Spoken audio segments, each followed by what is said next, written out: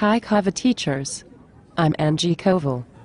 I am excited to tell you about fun things you can do with your students. All very low prep and highly motivating for kids. This is a great program called Extra Normal. Students can turn an everyday project into a fun cartoon with lots of characters and scenes to choose from. Stick around and I'll show you some cool web quests and production sites to use with kids.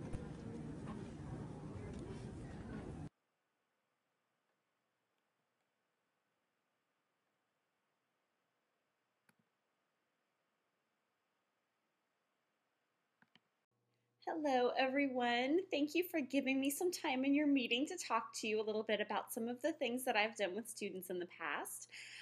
I wanted to share with you today a couple different things. I'm going to share with you Extra Normal, which hopefully you've already seen a little introduction video using Extra Normal.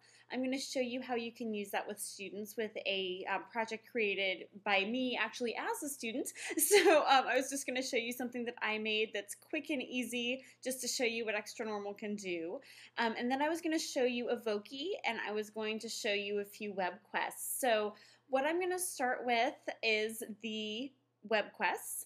I'm actually going to show you a couple projects that I created and then show you a site that you can go to see already created projects for all different subjects that you can use.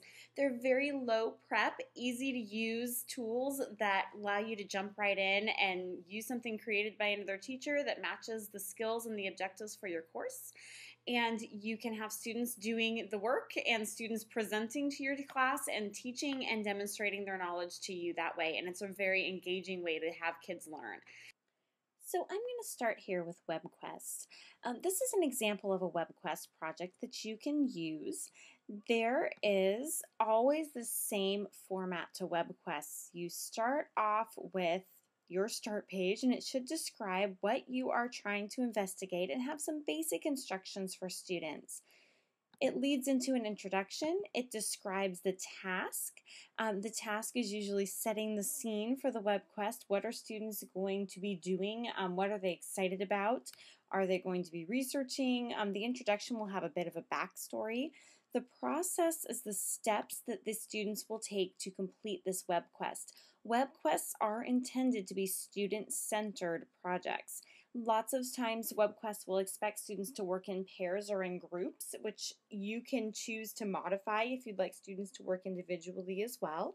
But WebQuests are something that exist out there for everyone to use, and they are pre-created, ready to go projects for you. Here's an example of an evaluation. There's usually a rubric so that it's provided for you as the teacher to use this rubric with your students when they complete this. The conclusion is the conclusion for the project from the student view. The teacher page should cover different standards as well as why are you doing this, and then what kinds of things do students need to know beforehand, as well as what do we intend to cover with this web quest. So that's just an overview of what a good web quest will look like, just to give you an idea of what you should be looking for. So one way that I find WebQuest is just to go and type in WebQuest. I did a search for WebQuest High School, and some very general sites popped up for high school WebQuests. And you can get the little previews here with Google now, which I think is awesome. So you can do this based on subject, and again, a great search site will have these built in where you can search for WebQuests by subject area. So this looks like a site that would be worth investigating to me. I have lots of different websites that I've gone to that are really, I find them annoying as a teacher because they don't break it up into a subject area like this, and it's a lot of searching. If you are looking for something more specific, type that in. If you're looking for something on cells, for example, web quests on cells pop up.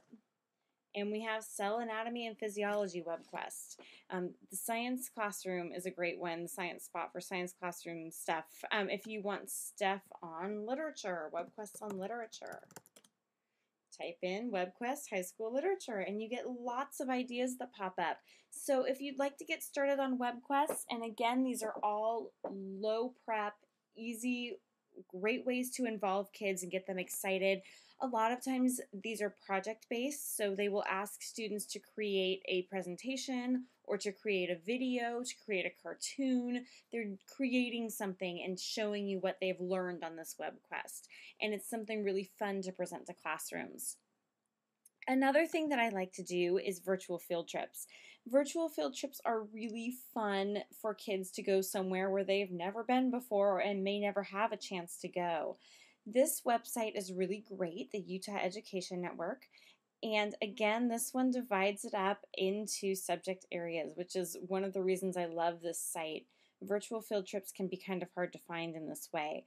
So you can go take a virtual field trip on just about any topic, and they're all listed right here for you to check out. Another site I'd like to share with you that I know at least a few of you know about is Voki, and I am going to go ahead and play the little Voki here, and you can see what Voki can do for you. Hello Cavacore Cats. Welcome to Voki. This is a great way for students to create short unique presentations to show what they know. Have students recreate a character from history or a novel. Ask them to depict a science fact or ecosystem and describe it. Anything they can imagine can be done in Voki. So Voki is a tool that I have used in the past. Very easy to create. I created this one in about 3 minutes, and it's very easy to create just by typing something in. You have to create an account. Once you create your account, you go to create, and then you just start creating a new Voki. I just created this one, so I'm not going to take the time to show you here how to do it, but it's very easy. You just click on create, new, and get going. You can choose from all sorts of different characters. You can make them look just like you. You can make them look like different animals. There's tons and tons of different settings to choose from, and it's a really great opportunity for students to interact with each other in a fun way. VoiceThread is another site that I absolutely love. VoiceThread allows students to collaborate, and it allows them to collaborate around a central theme. So you as a teacher can put up a page or a set of slides into VoiceThread, and students can come in and comment just simply by clicking the comment bar here. They can choose to call on the phone and record a comment on the phone. They can add a video message, they can record on their computer microphone, or they can type in a message. Most of the messages on this particular one, this was a math voice thread where the teacher presented different problems on probability. And the students here, if I hover over, Jake must be talking here, but if I click on the students, there we go. If I click on the student, it says what the student's answer is, and he typed in 7 out of 15 was the answer for probability here. I'm going to go ahead and go to the next slide. So this one, again, is probability, and the teacher gives a short presentation. The teacher's recorded something, and then you can go in and see what the kids have to say. So that just gives you an idea of what can be done with VoiceThread. I have seen this used for just about everything from reading literature to practicing fluency to math problems to commenting on science pictures to looking at art projects and evaluating art. Students have posted slides on here and asked for feedback, and I've seen conversations take place evaluating different literature topics or evaluating research. Lots of different things can occur in VoiceThread. It's a really great, fun, collaborative site, and it's something students can do on their own time. It's not required as a synchronous activity. So I hope you've enjoyed this short tour of some internet resources that are low prep, easy to use, get in and go sites. I've sent Vic an email with all of these websites attached so that you will be able to get to them easily and quickly. And if you need any suggestions or help, Vic knows how to reach me. So I hope that you take some time and investigate it a little bit. I hope that you found something, at least one thing that you can walk away from and use right away with your students. So have a great meeting. I hope you enjoy the rest of your day, and thank you for having me.